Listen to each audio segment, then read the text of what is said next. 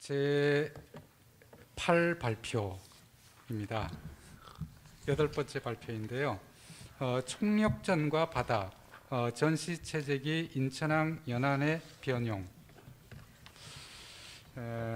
주제로 한국교원대 양지혜 선생님의 발표가 있겠고, 토론은 성균관대학교의 김명진 선생님께서 수고해 주시겠습니다. 그럼 인사 좀. 네. 예. 안녕하세요. 예. 그럼 발표 부탁드리겠습니다. 예, 감사합니다. 예, 안녕하세요. 양지혜라고 합니다.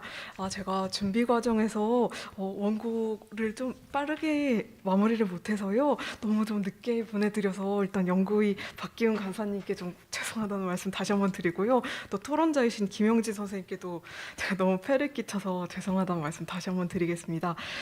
원래 원고는 인천항을 통한 노동이나 어떤 운동의 문제에 대해서 연구를 하고 싶은 어떤 야무진 야망이 있었는데요. 사실 연구의 시작점이었던 인천항이라고 하는 지점을 좀 공부하다 보니까 아무래도 인프라 분석 자체가 조금 아직은 조금 더 공부를 할 필요가 있을 것 같다라는 생각이 들어서 이번 발표는 이렇게 좀 시야를 좁혀서 인프라 분석 부분에만 좀 시야를 좁혀가지고 그렇게 집중을 해서 공부를 해봤습니다. 그래서 연구 주제를 조금 급하게 변경하게 되어서 토론자이신 김영진 선생님께 너무 좀 죄송하다는 말씀을 다시 한번 드리겠습니다.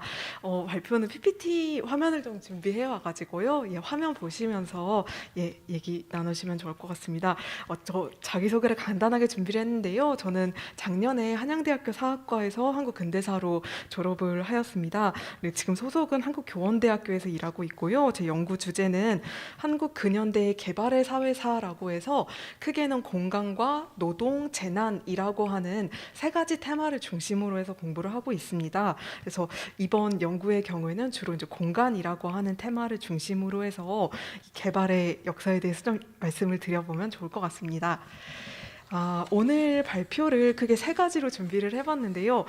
먼저 좀 제가 이실직고로 하자면 원고에 아직 좀 초고 상태여가지고요. 결론이 없습니다. 그래서 좀 열심히 반성을 하고 있는데요.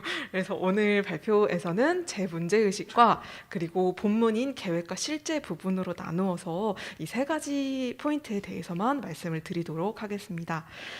먼저 문제의식에 대해서 말씀을 간단히 드리겠습니다.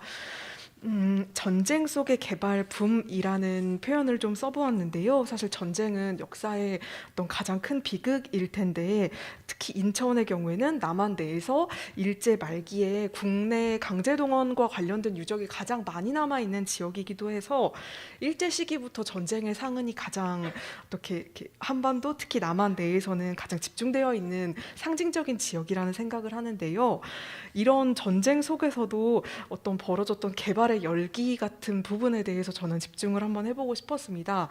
그러니까 전쟁을 통해서 지역에서 한탕 해보고 싶다, 한 몫을 잡아보고 싶다라고 하는 그런 일들이 특히 일제시대에 벌어졌었고, 이런 것들에 대해서 어떻게 해석을 하면 좋을까라는 생각을 해보아서 일단 그 부분에 대해서 말씀을 드려보려고 합니다. 세 가지 포인트를 말씀을 드리고 싶은데요. 먼저 첫 번째로 일제 시기였기 때문에 일본이 어떻게 총력전을 구상하고 있었고 이 안에서 바다는 어떤 의미였을지에 대해서 간단히 정리를 해보았는데요.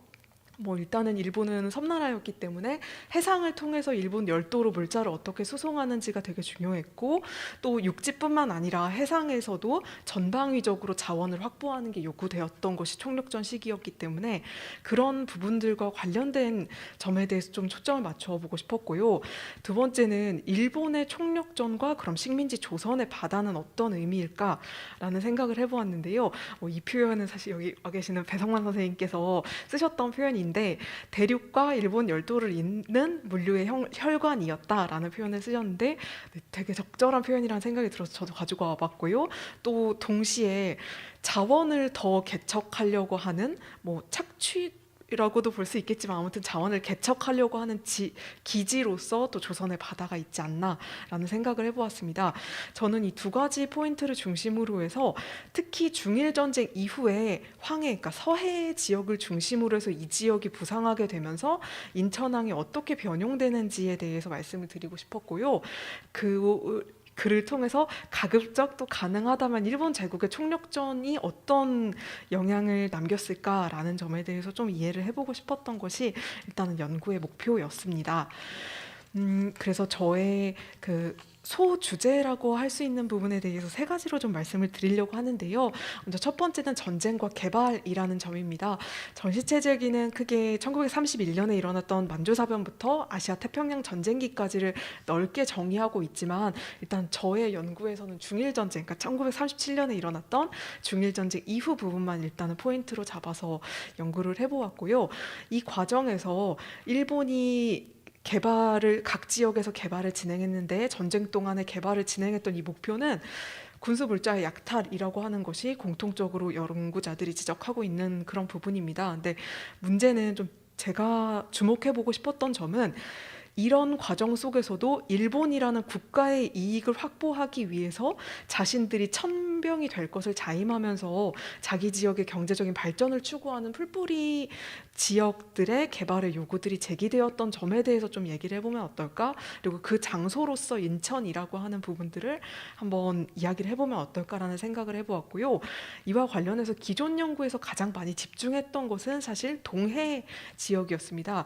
제가 오른쪽에 지금 화면 오른쪽에 조그마한 지도로 표기를 해보았는데요. 거기 가운데에 동그라미 안에 동해를 일본의 내해로라고 하는 표현을 써보았는데요. 그러니까 일본 지역에 있는 니이가타나 스루가 같은 지역과 한반도 북부, 동북부 지역에 있는 나진이나 청진 같은 지역을 다이렉트로 해상으로 연결해서 이 지역을 통해서 만주로 올라갈 수 있는 철도망을 통해 가지고 물류를 공급하는 이런 망에 대한 구상이 나왔었고, 이것을 일종의 동해를 하나의 일본의 호수로 삼는다라고 해서 동해 호수화론, 당시에는 일본의 호수화론이라고 불렸었는데요. 이런 식의 개발 구상이 나왔고, 이 개발 구상을 토대로 해서 니이가타 지역도 그렇고 나진이나 청진 지역도 그렇듯이 각 지역에서 자기 지역으로 더 많은 항만이나 철도와 같은 인프라를 놔달라라고 하는 개발 운동이 일어났던 것들이 좀 기존 연구에서 많이 연구가 되어 왔는데요. 저는 이런 동해 부분에 대한 연구를 좀 참고를 해서 오히려 서해 부분, 황해 지역에서는 어떤 영향이 나타났을지에 대해서 좀 공부를 해보고 싶었습니다. 그래서 오늘 집중적으로 말씀드리고 싶은 부분은 전쟁과 인천에 대한 부분입니다. 인천은 원래 서울의 관문이어서 개항 직후부터 개발이 이루어졌는데요.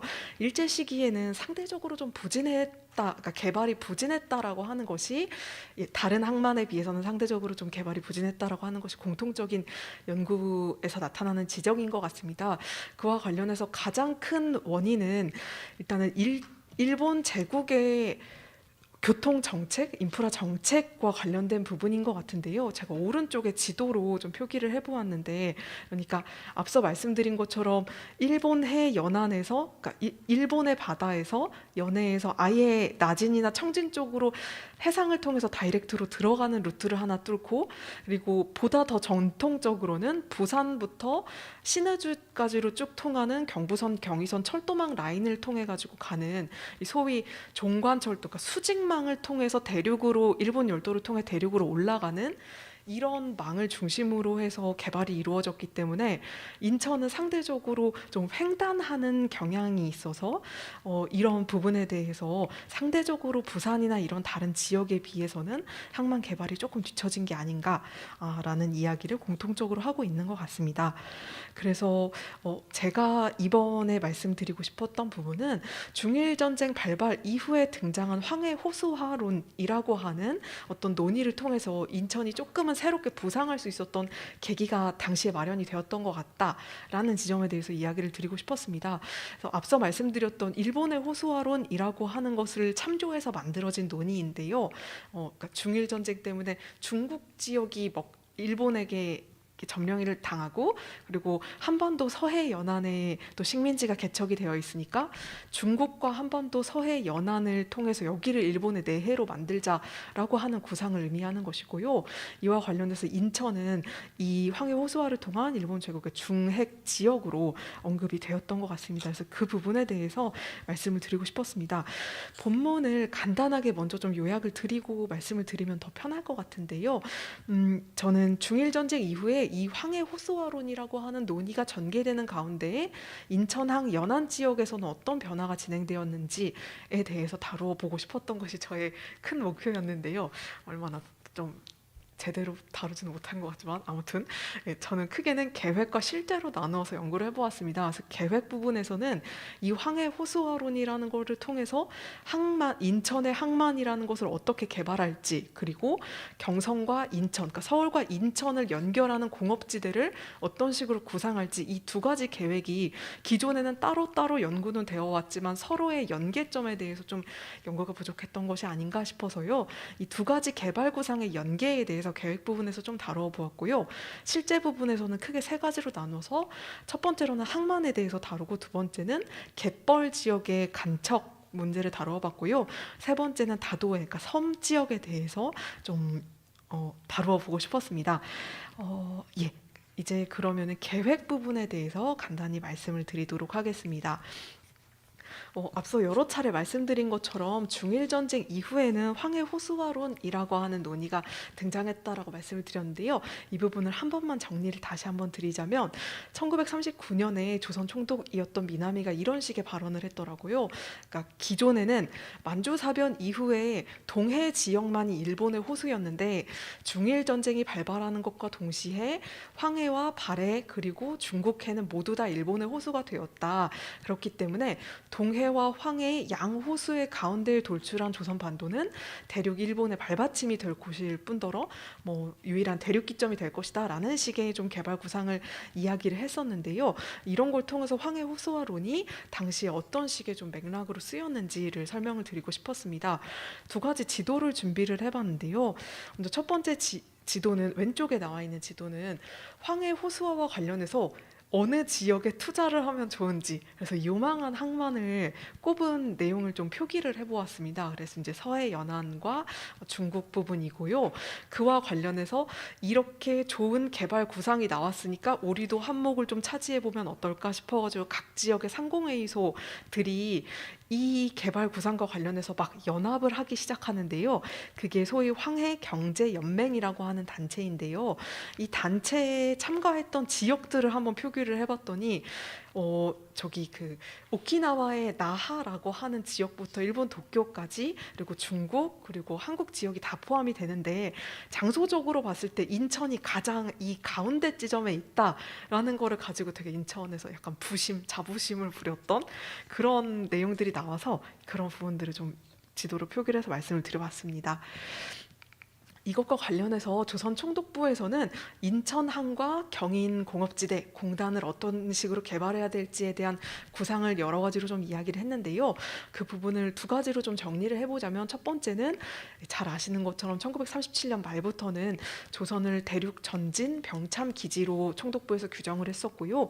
이와 관련해서 1938년에 있었던 조선 시국대책 조사회라고 하는 회의에서 이런 식으로 좀 정리를 했습니다. 임해공단을 구축을 해서 중국과 만주 지역의 원료를 수입해서 그걸 서해 연안에 있는 공업지대에서 제조를 하고 그걸 다시 여러 지역으로 수출해서 판매해야 한다라고 하는 개발 구상인데요. 이와 관련해서 공단을 세운다면 인천과 해주, 진남포와 다사도 4개 항구가 가장 입지적으로 유망하고 그렇기 때문에 여기에 투자를 해야 한다라고 하는 내용이고요. 그 중에서도 최대 규모의 공단과 항만은 인천 지역, 그리고 서울과 그러니까 서울과 인천을 잇는 공업지대여야 한다라고 하는 주장이었습니다.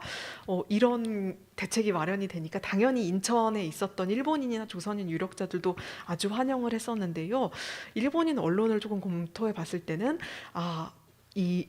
인천은 앞으로 동아시아의 배급 기지가 될 것이고 한반도에서 최고의 무역항이 될 것이다라는 기대를 이야기를 했었고요. 조선인 언론에서도 지금의 북인천 지대인데요. 그 지역이 원래 조선인 촌락이었는데 이 일대를 공업지대라고 개발을 한다라고 하니까 당연히 일대를 개발해 주는 것에 대해서 환영한다. 이건 조선인 경제의 발전이다라는 식으로 이야기를 하면서 환영하는 논의가 있었다라는 점들을 좀 계획 부분에서 말씀을 드려봤습니다. 가장 중요한 건 그래서 이런 계획이 있었는데 얼마나 실현이 되었느냐라고 하는 부분일 것 같아서요. 실제 부분에 대해서 말씀을 드리겠습니다. 제가 조금 발표 시간을 점점 많이 쓰고 있는데 빨리 마치도록 하겠습니다. 먼저 항만과 관련해서는 1942년까지는 일단 제가 판단하기로는 42년 이전까지는 인천 중심의 개발 구상이 발표가 유지가 되었던 것이 아닌가 싶어서 그런 부분들을 총독부의 예산 지급 내역과 일본 기획원에서 구상했던 국토계획 구상과 관련해서 좀 찾아봤는데요. 1943년 이후부터는 이런 식의 총독부 단위나 기획원 단위의 논의에서 인천과 관련된 논의가 중단되거나 누락되었던 것 같아서 그렇다면 기점을 전세가 악화되는 일본의 전세가 악화되는 43년 이후이지 않을까라는 생각을 해보았고요. 그래서 그 이전까지는 인천과 관련해서 개발이 조금 그래도 계속 진행이 되었던 게 아닌가라고 생각을 해보았습니다. 이 점을 통계로 조금 확인을 해보면 어떨까 싶은데요. 4개의 표입니다. 첫 번째 표와 두 번째 표는 실제 1911년부터 43년까지 총독부가 각 항만에 투자한 공사비를 집계한 내역이고요. 이 표를 보시면 일단은 부산이 압도적인 1위지만 인천이 2위를 43년까지는 차지를 했다는 점을 확인할 수 있었습니다. 근데 3번 표와 4번 표의 경우에는 이건 예정액이었는데요. 3번 표는 41년에 예정했던 것, 네 번째 표는 44년에 예정하고 있는 표인데 이 표를 보시면 인천이 41년에는 3위로 밀렸다가 44년에는 5위 이 정도로 밀리게 되는 것들을 볼 수 있는데 그렇다면 부산과 인천 사이에 새로 끼어들게 된 지역들은 무엇이냐와 관련해서 인천은 왜 다른 지역에 밀리게 된 것인가를 좀 논리적으로 말씀을 드려볼 수 있을 것 같은데요. 먼저 첫 번째는 빨리 끝내겠습니다. 죄송합니다. 첫 번째는 그러니까 그 철도를 통해서 대륙의 물자들을 해상 운송이 전시체기 좀 힘들었기 때문에 43년 이후에는 어뢰의 공격이라든지 연료의 부족 같은 여러 문제가 일어나서 오히려 해상보다는 철도를 통해서 부산 지역 이런 남해안으로 쭉 물자를 투자해가지고 남해안을 통해서 일본 열도로 가는 그런 루트가 좀 만들어진 것 같다라는 생각이 들어서 남해 지역에 좀 연안에 항만들이 개발이 많이 되었던 것 같고요. 두 번째는 다사도라고 해서 그 수풍댐이 지어지는 전력이 가장 안정적으로 확보될 수 있는 다량의 전력을 확보할 수 있는 이 두 지역이 좀 개발이 더 투자가 되면서 인천이 뒤로 밀려나게 된 것이 아닌가라는 생각을 좀 해보았습니다. 그와 관련해서 좀 정리를 해보았을 때 인천과 관련해서는 계획했던 것에 비해서 실제로 투자가 많이 이루어지지 않았다라는 내용을 요약을 해보았습니다. 이 내용 간단히 넘어가고요. 그 다음으로 두 번째 본문에서는 갯벌과 관련된 부분을 보았는데요. 인천 지역에 땅이 좀 부족하니까 부동산을 오히려 확보를 할 때 바다를 메꾸고, 그러니까 갯벌을 간척해서 공장 부지를 만들어서 그것들을 일본에서 오는 각 대기업에게 공급한다라고 하는 계획이었습니다. 그래서 총독부 관보를 통해서 이런 해면 매립의 면허 발급 내역을 보고 두 번째로는 이것과 관련해서 얼마나 준공이 실제로 된 것인지의 내역을 뽑아봤습니다. 이 내용을 간단하게 그림으로만 좀 소개를 드리면 좋을 것 같은데요. 가장 왼쪽에 나와 있는 게 병합 이전의 인천의 갯벌 지역이었습니다. 그런데 이게 점점 갯벌이 줄어들기 시작해서 맨 오른쪽에 제가 본문에는 수록하지 않았던 지도인데요. 보시면은 컬러 지도가 45년 현재의 지도이고요. 흑백으로 표기된 부분이 30년, 29년 현재의 지도입니다. 그래서 이 나머지 지역들이 매립이 되었다라는 것들을 확인할 수 있고 이 지역들이 공장 부지로 활용되었다. 라는 것들을 말씀을 드릴 수 있을 것 같습니다. 그래서 전시체제기에 어떤 식으로 갯벌이 간척되어 있는지에 대해서 좀 여러 사례를 좀 다뤄봤는데요. 그냥 정리만 좀 간단히 드리면 좋을 것 같습니다. 항만과 이 간척 사업을 비교를 해봤을 때 항만의 경우에는 전황의 변동에 따라서 자본의 동원 가능성이 유동적이었던 것 같습니다. 그래서 인천이 아닌 다른 지역으로 자꾸 자본이 유출되는 그런 현상들이 나타났던 것 같은데요. 간척의 경우에는 상대적으로 강제동원 체제 속에서 그냥 노동력만 막 투자하면 되는 사업이었기 때문에 항만과 비교해봤을 때 훨씬 더 완성도가 높았던 것이 아닌가라는 생각이 들어서 그 지점을 좀 비교를 해보았고요. 마지막으로 그 섬 부분에 대해서 간단히만 말씀을 드리겠습니다. 기존 연구에서는 주로 이제 항만이나 매립 부분을 다루었지만 섬에 대해서는 많이 연구를 좀 많이는 하지 않았던 것 같은데요. 인천 주변이 또 다도해였기 때문에 이 지점에 대해서 조금만 더 분석을 해보았을 때 전시체제기 하에서 수산업이나 또는 섬을 이용해서 농지나 목축지를 개척해서 이 지역을 식량 증산의 그런 기지로 사용하거나 아니면 군수용 면양을 그러니까 양을 재배하는 그런 지역으로 사용하는 게 어떻냐라는 계획은 나왔지만 실제로는 효력이 별로 없는 것 같더라고요. 뭐 일종의 자본이 투자되는 사업들이 진행이 되지 않았다라는 말씀을 드린 건데요. 이와 관련해서 유일하게 계획을 했는데 그게 현실화된 사례가 있어서 그것을 가지고 와봤는데요. 잘 아시는 선감학원의 사례입니다. 그래서 선감학원은 잘 아시는 경성이나 인천 지역의 불황화나 불량화들을 잡아가지고 그 지역에서 산업전사로 양성하겠다라는 계획 속에 지역으로 그 섬 안으로 가두었던 그런 수용 시설을 말하는 것인데요. 이 사업 취지 자체에서도 뭐 낙원을 꾸미기에 그래서 농산물 생산력의 확충 기지로 꾸미기에 좋은 곳이고 식량 증산 작업에 어린 고아들을 동원시키겠다라고 하는 그런 계획 자체는 다른 섬들과 마찬가지였는데 유일하게 이 지역에서는 현실화가 되었다라는 점을 좀 말씀을 드리고 싶었고요.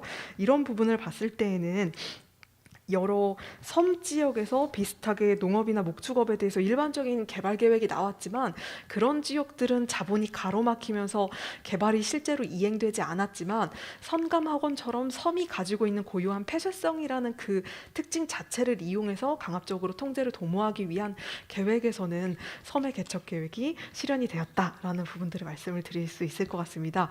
제가 일단은 결론을 제대로 쓰지 못해서요. 그냥 저의 셀프 비판 수준으로만 간단하게 말씀을 드려보았습니다. 이 지점은 김영진 선생님 토론을 들으면서 조금 더 보충하면 좋을 것 같습니다. 너무 좀 발표가 길어서 죄송합니다. 감사합니다. 아유, 고생하셨습니다. 예, 그럼 김영진 네. 선생님, 예, 네, 바로 토론을 하겠습니다. 뭐 다 들으신 것처럼 실제로 이제 다양한 연구들의 바탕에서 만들어진 이야기들하고 그리고 이제 사료를 상당히 촘촘하게 검토한 결과로 이제 사례들을 보여주고 있어서 토론자로서는 사실 토론하기 좋은 논문은 아닌 것 같습니다. 네, 근데 그래도 본분이 이제 토론자니까 이제 제 생각엔 좀 중요하게 세밀하게 좀 다뤄봤으면 좋겠다고 하는 질문을 좀 던져보려고 합니다. 질문 첫 번째는 아까 논의에도 나왔지만 발표문 202페이지 쪽에 있는 표 4가지와 관련된 해석에 대해서 좀 문제를 좀 제기해보고 싶습니다. 그러니까 발표자는 이 표 4가지를 통해서 전시체제기 개발 과정에서 인천의 중요도가 이제 낮아졌고 그 핵심적인 기점이 이제 전항의 분리라고 이야기하고 있습니다. 그래서 특히 이제 부산에 의해서 2위를 차지하다가 이제 3위로 3위, 5위 이렇게 내려가는 걸 근거로 제시하고 있는데요. 이제 이거는 발표자 같은 경우는 저 규모, 그러니까 투입액의 규모를 절대적으로 비교를 하는 방식인 것 같고, 근데 제가 보기엔 이건 절대적으로 비교할 문제가 아니라 좀 상대적 비율로 좀 봐야 되는 문제인 것 같습니다. 제가 이제 원자료를 직접 확인하지 못하고 이제 발표자가 했던 것들을 가공하는 방식으로 좀 확인해 봤는데요.